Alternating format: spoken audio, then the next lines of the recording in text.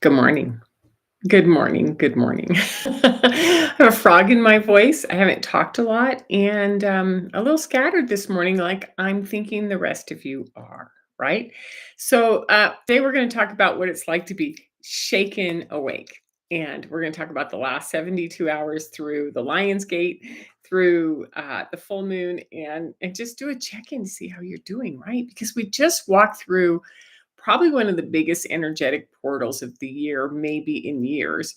And we're just hours past the Aquarius full moon. So the Aquarius full moon alone can be a little uh, rattling, I would say. So the last 48 hours have been they've been electric, they've been disorienting, they've been deeply clarifying and peaceful all at once, right? So,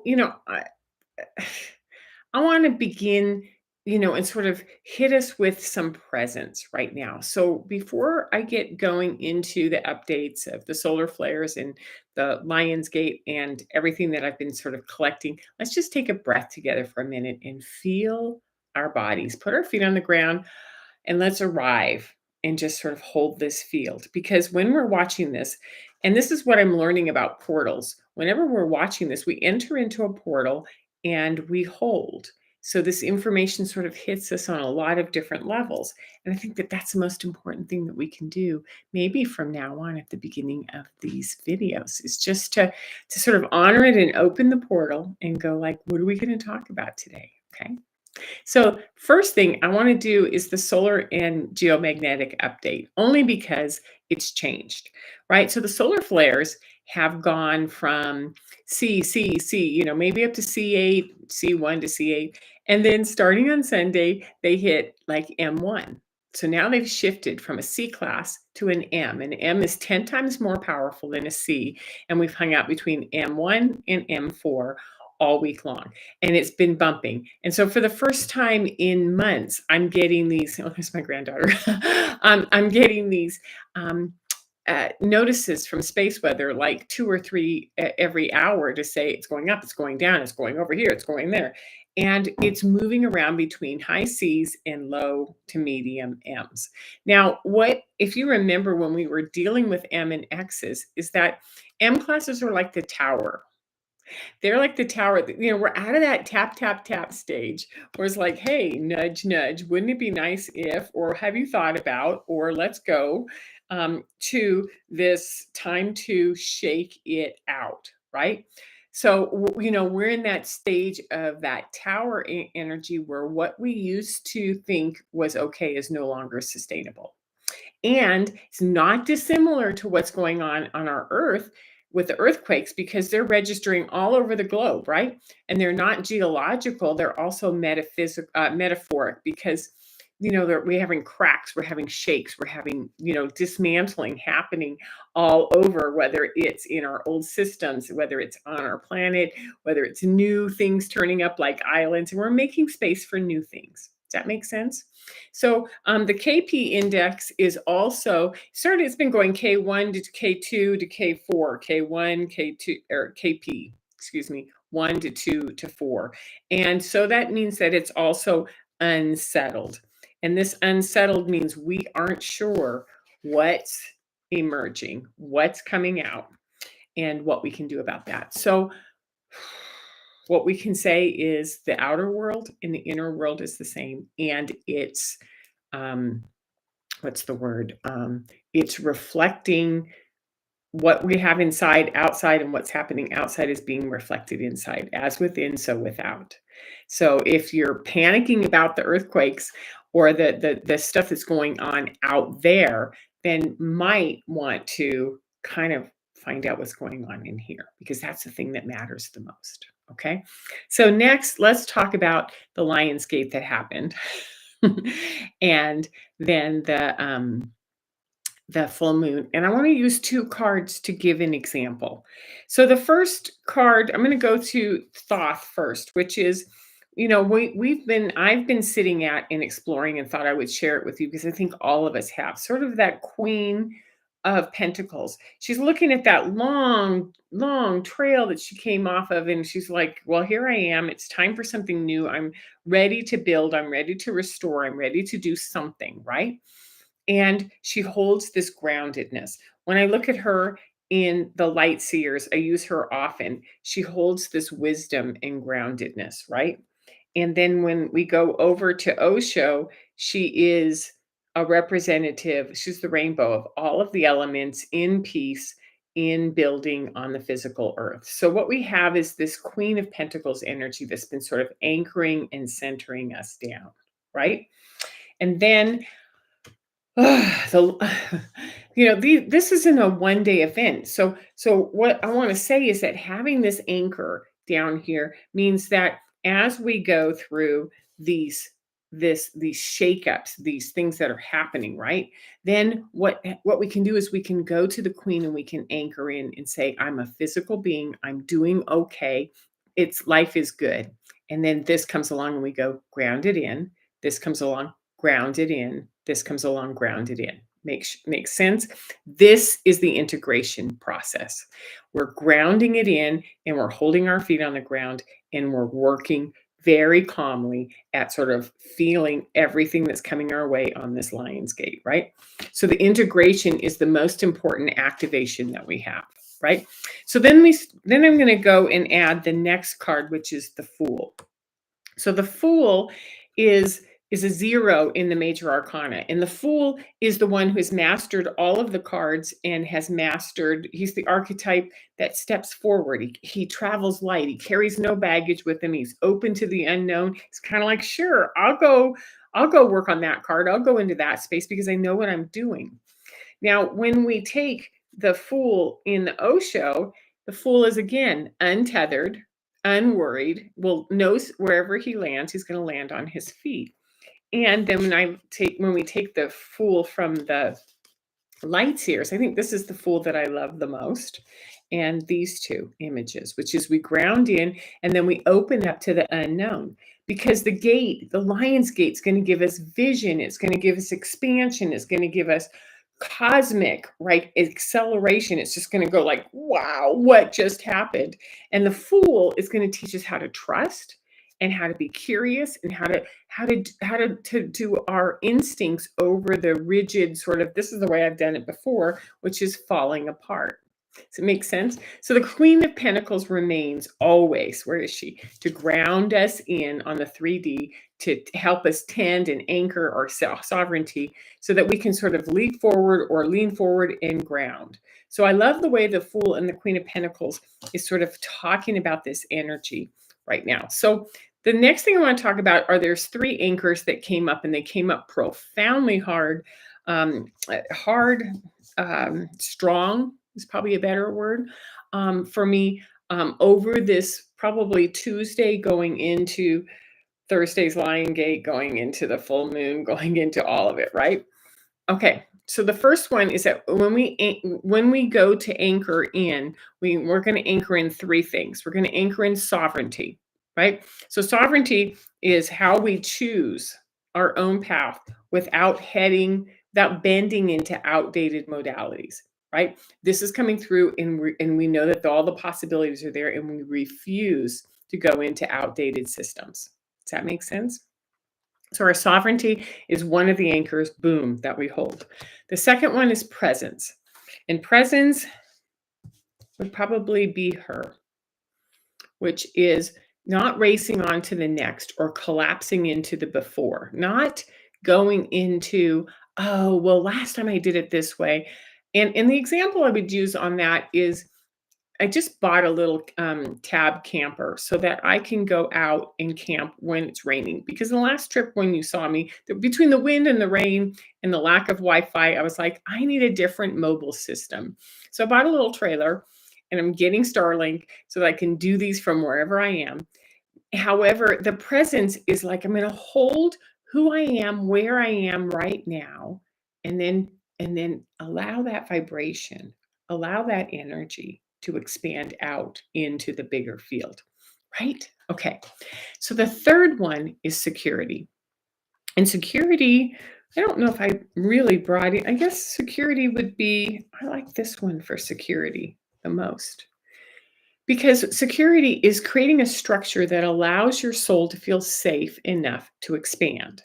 And so this is, it's me, it's my body. I know who I am, I know where I am, and I can expand into all of this. So having the security of knowing where you are, knowing what's working, knowing what doesn't work, knowing what you need in order to integrate and ground is going to be really important as we go through this integration phase, which I'm thinking is going to last till at least till this Thursday, if not a little bit longer, because it takes us about a week to go in and to go out. So these three anchors are like this invisible backpack that we have on, that we carry. It's light, it's essential, it has the sovereignty, it has the presence, and it has the survival to tools that work the most for us as we're becoming this human that's been forever changed by the Lionsgate, right?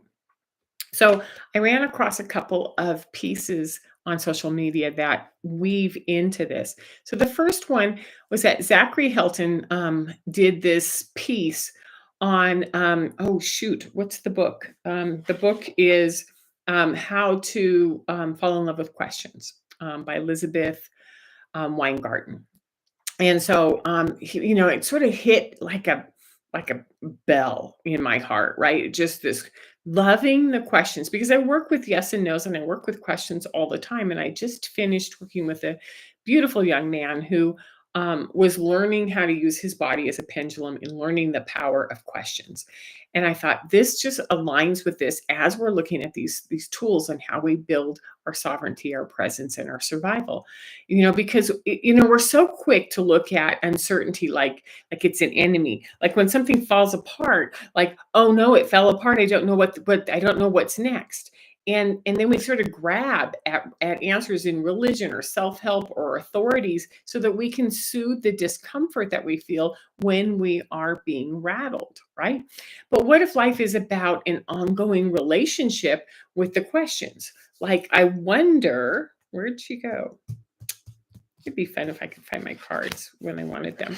I wonder, right? Um,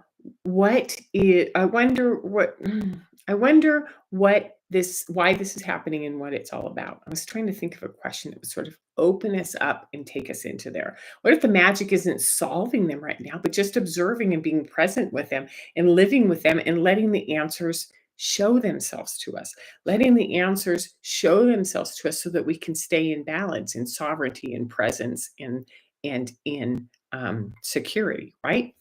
Um, Kind of like these questions aren't, they're not something that's being hidden from us. There's something that's asking us to open up and explore. And what I like about that is it builds us into trust. And trust is like, I'm trusting who I am becoming. Makes sense? Okay. The second one came from Zachary Fisher, who I just adore his work. He's doing a lot on Facebook and Instagram and TikTok. He reminds us that trust isn't built on one big grand gesture. Trust is built over and over and over again in small, steady moments, keeping our word, protecting one another, owning our mistakes, and choosing growth. And so when we are in this integration and we're creating balance and we have our security in who we are and who we are to be, right? It means that in the wake of this gate, in the wake of this big full moon energy where all the planets are lined up and they're talking to us, we get to walk, right? We get to walk as the fool with our eyes open, grounded in sovereignty, living in the question and building one trusting step at a time. Make sense?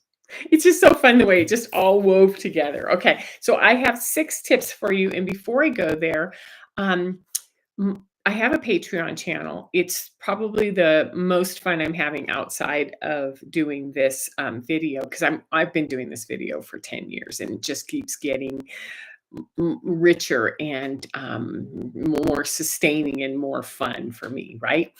Patreon's turned out to be the same thing. It's where we put these articles and we interact with each other. And it's a small group right now. And it's kind of, I like the idea that it's small because we know each other and we're talking. And we would love to sort of open that door and have more come in, so that we can expand. And so I discontinued the Tuesday discussion groups for the month of August because my intention is to be out camping on Tuesdays.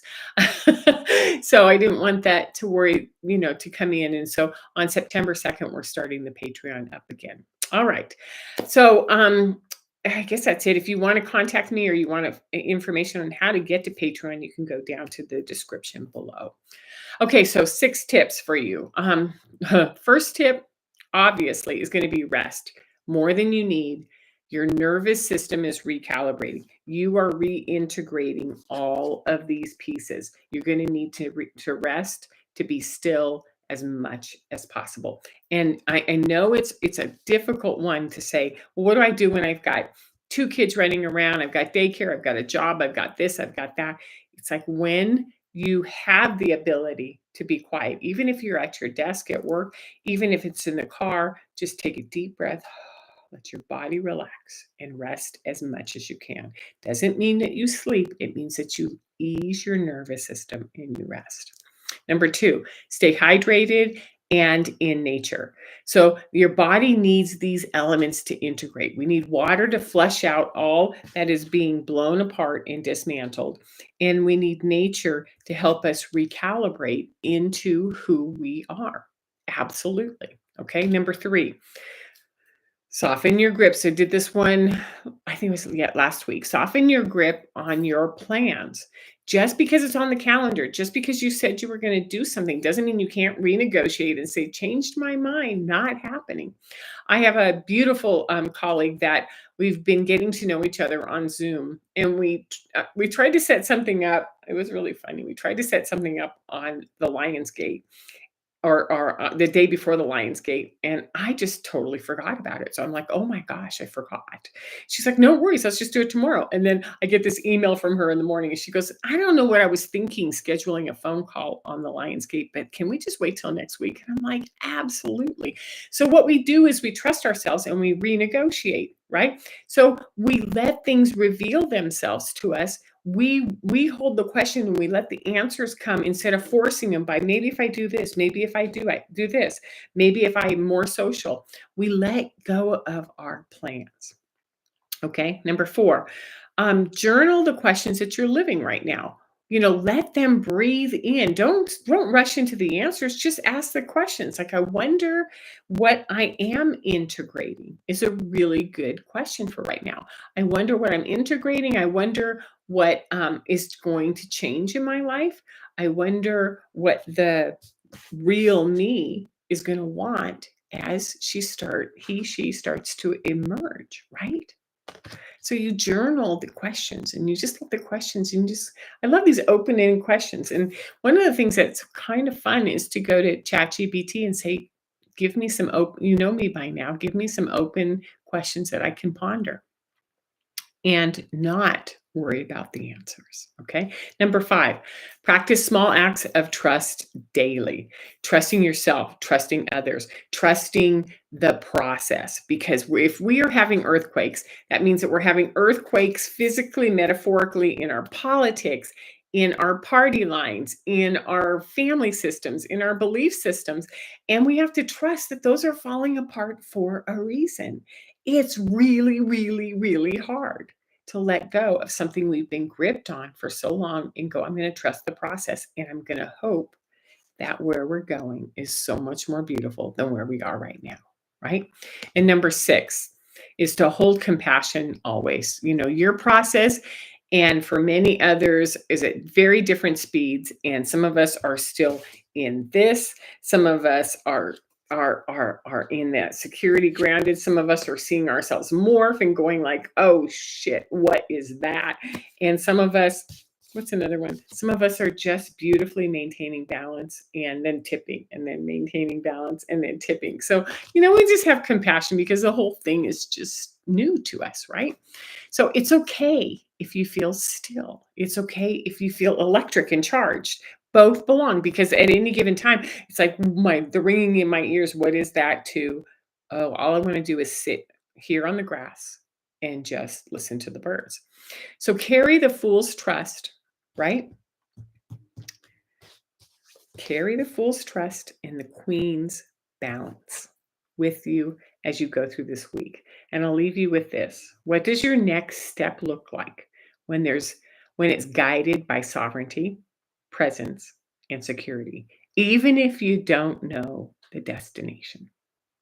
Good question, huh? We'll see you next week, and be well.